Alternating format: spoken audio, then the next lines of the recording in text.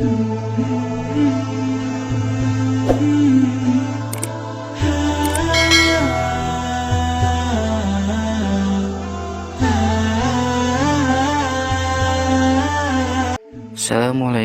warahmatullahi wabarakatuh. Pada pertemuan kali ini kita akan bahas tentang Nabi Muhammad SAW sebagai rahmat bagi seluruh alam. Adapun pokok bahasannya yakni kondisi masyarakat Arab sebelum Islam bagian 2. Kondisi ekonomi masyarakat Makkah pra-Islam. Dalam bidang ekonomi, masyarakat pra-Islam terdapat 3 mata pencarian. Yang pertama adalah perdagangan atau perniagaan. Yang kedua, yakni pertanian. Yang ketiga adalah peternakan. Kita akan bahasnya satu persatu. Yang pertama, bidang pedagang atau perniagaan. Makkah merupakan pusat perniagaan yang istimewa. Mayoritas penduduk Makkah bermata pencarian sebagai pedagang. Dalam perdagangan, orang-orang Arab penduduk Makkah memiliki kedudukan yang istimewa karena mereka adalah penduduk negeri haram. Orang-orang Arab lain tidak berani mengganggu perniagaan mereka. Allah SWT telah menjadikan kota Mekah menjadi tanah yang suci dan aman, sebagaimana firmankan Allah dalam surat Al-Ankabut ayat 67. Bismillahirrahmanirrahim. Awalam yarau anna ja'alna haraman aminan wa yadukhallatafun nas min hawlihim fabil batili yu'minuna wa bi ni'matillahi yakfurun. Shadaqallahul azim. Dan apakah mereka tidak memperhatikan bahwa sesungguhnya kami telah menjadikan negeri mereka, dalam hal ini adalah kota Mekah, tanah suci yang aman, sedang manusia sekitarnya rampok-merampok. Maka mengapa sudah nyata kebenaran mereka masih percaya kepada yang batil dan ingkar kepada nikmat Allah SWT. Di Arab terdapat Ukas, Mijannah, dan Zulmajas yang merupakan pusat-pusat perdagangan yang sudah terkenal sejak lama yang dimiliki orang-orang Arab. Adapun fungsi pusat perdagangan pada masa itu bukan saja menjadi tempat transaksi perdagangan, melainkan juga menjadi pusat pertemuan para sastrawan, penyair, dan orator. Di sana mereka biasanya melakukan unjuk kebolehan mereka, unjuk tentang pengetahuan tentang sastra-sastra mereka antara satu orang dengan orang yang lain. Di antara penduduk Mekah yang memegang peranan penting dalam perniagaan di Jazirah Arab adalah suku Quraisy. Dan mereka mendapatkan pengalaman berniaga dari orang-orang Yaman yang pindah ke Mekah, karena orang-orang Yaman terkenal punya keahlian dalam bidang perniagaan. Selanjutnya, perjalanan dagang yang dilakukan oleh bangsa Quraisy ketika musim dingin menuju Yaman, sedangkan musim panas menuju kota Syam. Jadi itu maksudnya sebenarnya adalah kota Syam, ya, bukan kota Yaman. Diabadikan oleh Allah SWT dalam surat Al-Quraisy ayat 1-4. Anak-anak sudah hafal bukan surat Al-Quraisy ayat 1-4?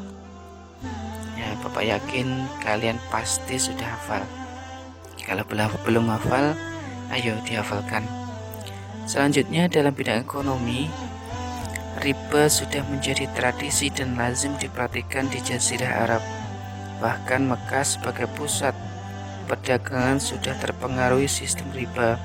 Hal ini bisa terjadi karena terpengaruh dengan sistem perdagangan yang dilakukan oleh bangsa lain. Adapun pada masa dulu, alat transportasi utama yang digunakan adalah unta. Ya, kalau sekarang sudah bukan unta lagi, mobil, karena sudah modern. Pada zaman dulu belum ada mobil. Dilanjutkan dalam bidang peternakan, Bagi orang Arab Badui, peternakan menjadi sumber utama kehidupan mereka. Mereka berpindah-pindah guna keperluan menggiring ternak-ternak mereka ke suatu wilayah yang sedang hujan dan subur. Jadi kehidupan mereka berpindah dari suatu daerah ke daerah lain atau istilahnya nomaden. Bagi mereka yang menggantungkan hidupnya dari peternakan, ada yang menjadi pengembala ternaknya sendiri dan juga ada yang mengembalakan ternak orang lain. Seperti Rasulullah SAW sendiri, beliau juga pernah menjadi peternak atau mengembalakan ternak orang lain ketika beliau berada di kampung Bani Sa'ad, dan juga seperti Umar bin Khattab serta beberapa sahabat yang lainnya. Nah, ini adalah hewan ternak yang ada di kota Mekah. Yang utamanya adalah unta, ada lagi sapi, dan juga domba. Dari hewan ternak, mereka bisa mengkonsumsi daging, meminum susu, serta membuat pakaian dari burung domba.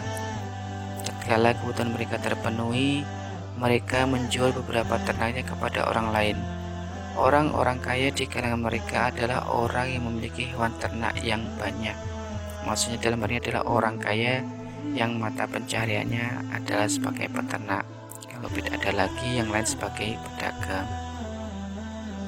dan juga pertanian. Selanjutnya dalam bidang pertanian, selain pedagang, masyarakat yang tinggal di daerah yang subur seperti Yaman, Taif, Madinah, Najd, Khaybar, sebagian besar penduduknya menggantungkan sumber kehidupannya pada pertanian, seperti pertanian kurma.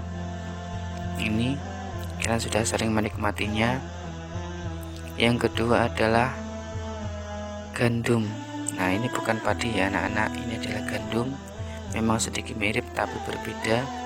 Kalian juga sudah pernah merasakannya, tapi ya sudah dalam bentuk biskuit ya. Selanjutnya adalah anggur. Nah, anggur di sana biasanya digunakan untuk dikeringkan, dibuat manisan, dan juga dibuat minuman atau khamar biasanya. Selanjutnya kondisi politik masyarakat Arab pra-Islam.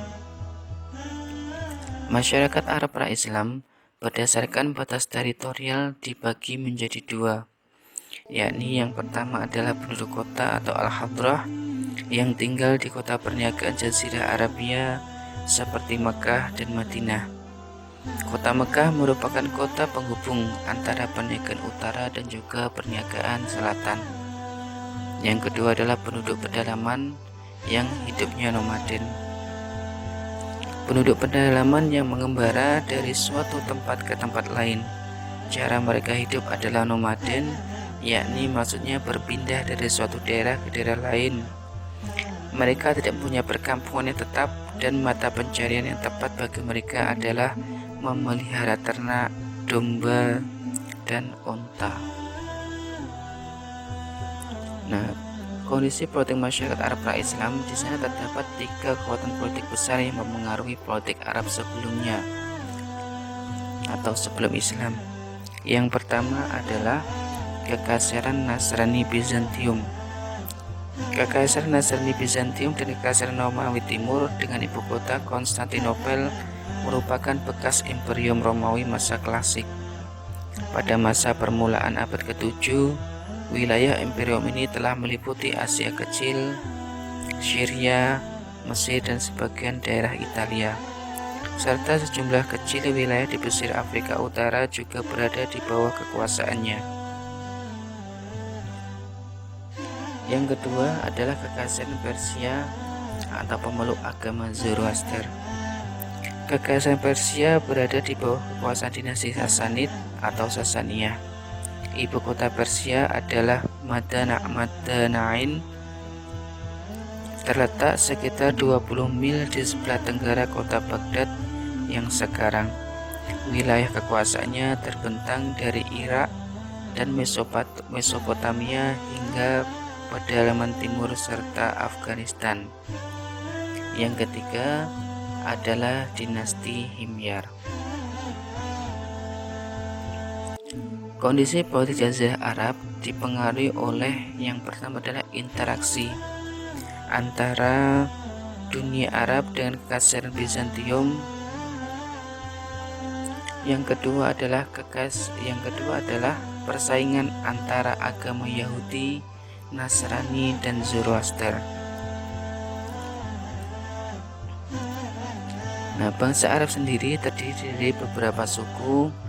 Nah, mereka mempunyai rasa fanatisme terhadap suku mereka, yakni rasa cinta yang berlebihan terhadap suku yang menyebabkan sering terjadi peperangan. Seperti Perang Fujar adalah perang saudara yang terkenal karena terjadi beberapa kali.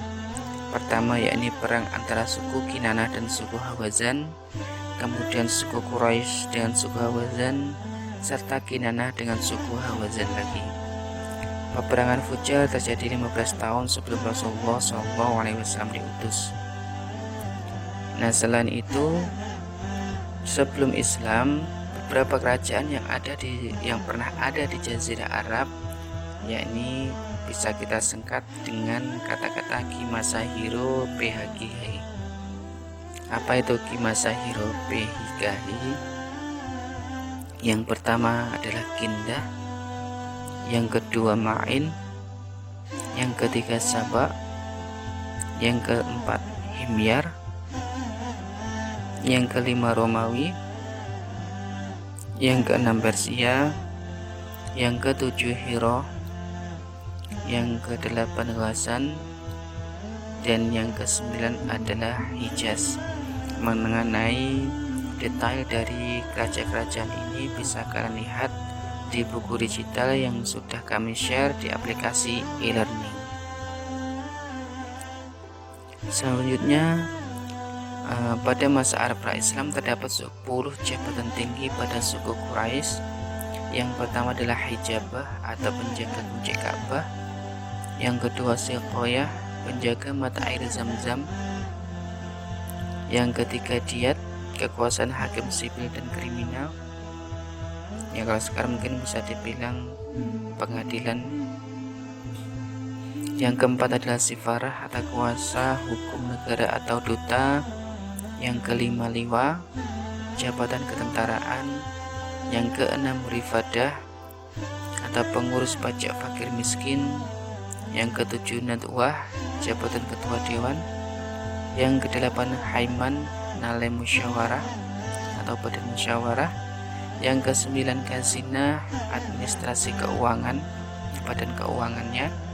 Yang ke-10 adalah Azlim atau penjaga panah peramal. Ya, peramal yang pada masa dulu itu mempunyai kedudukan yang penting pada masa pra-Islam. Ya, mungkin itu yang dapat kami sampaikan.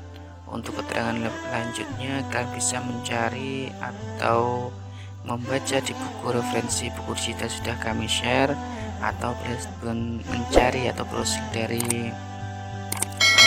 internet.